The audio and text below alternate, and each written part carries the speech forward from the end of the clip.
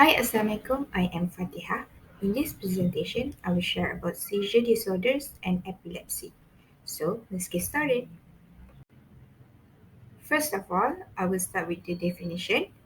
As for seizure, it is a temporary involuntary changes of consciousness, behavior, motor activity, sensation, or automatic functioning.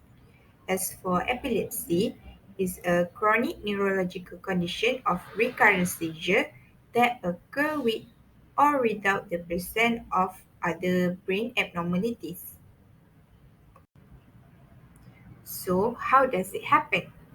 So, a seizure starts with an excessive rate and hypersynchrony of discharges from a group of cerebral neurons that spreads to the adjoining cells, called the epileptogenic focus.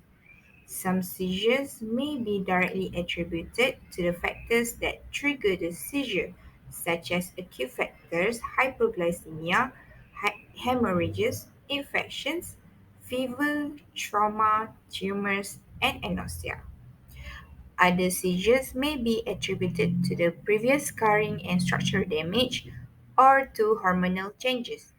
Many seizures, especially in children, have no discernible underlying disease and are therefore idiopathic.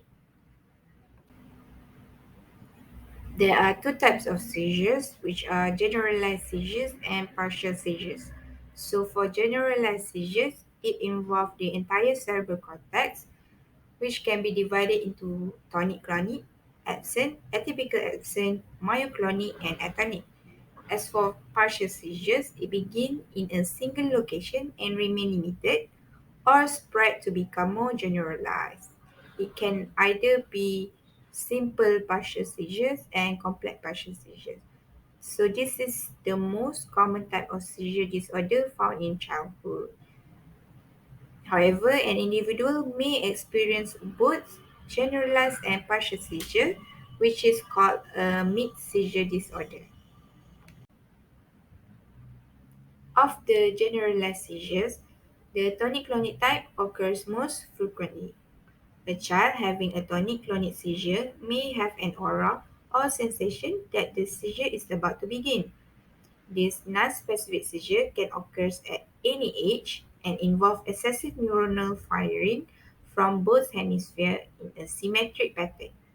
This is usually followed by a loss of consciousness, during which the body becomes rigid or tonic, and then rhythmic clonic contraction of all the extremities occur.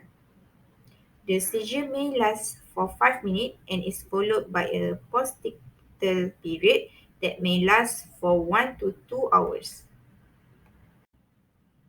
A second type of generalized seizure, absent seizure, is characterized by a momentary loss of awareness and the absence of motor activity except eye blinking or rolling. There is no aura, the seizure usually lasts less than 30 seconds, and there is no postictal period. The onset of these seizures occurs in the first decade of life. The characteristic of a child having an absent seizure is abrupt interruption of activity, a glazed look, stares, and unawareness of surrounding, which may be mistaken for daydreaming. Absent seizures.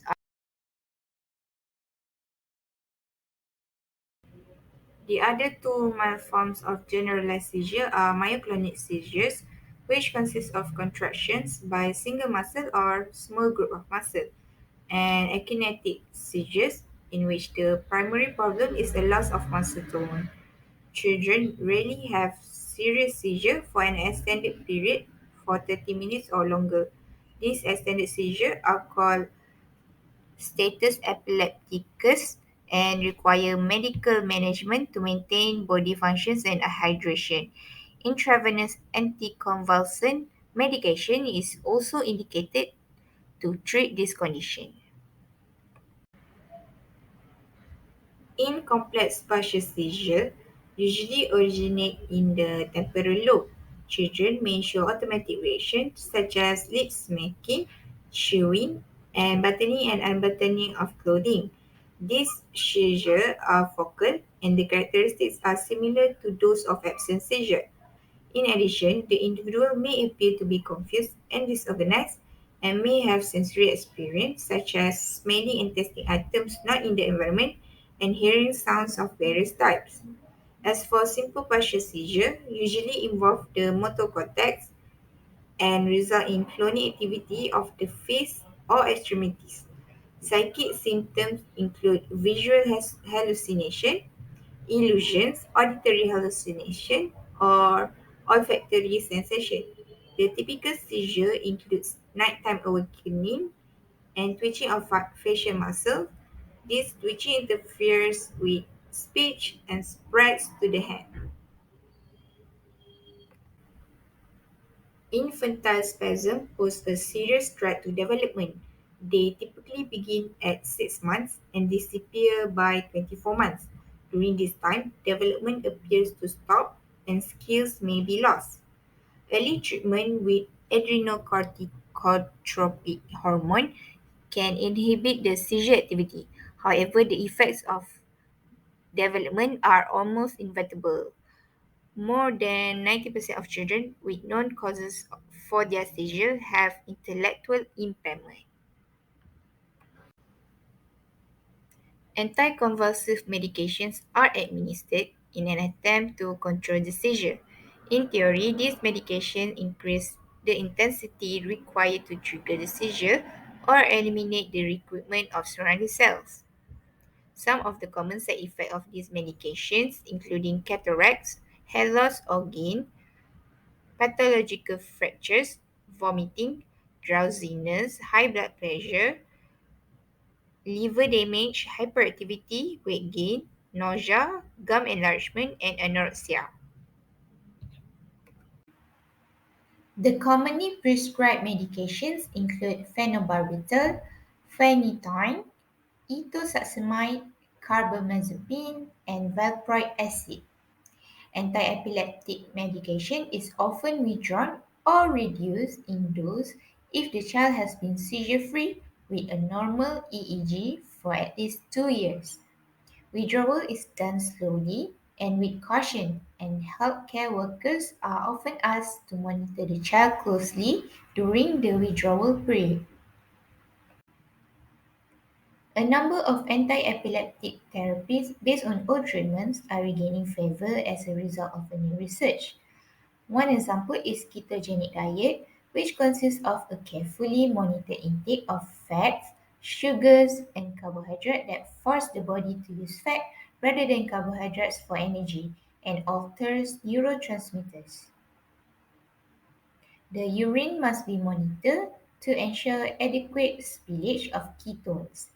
Short-term side effect includes metabolic acidosis and electrolyte disturbance, uric acid kidney stone formation, diarrhea, as well as vomiting. Surgical intervention is used if adequate control of the seizures cannot be achieved with medication.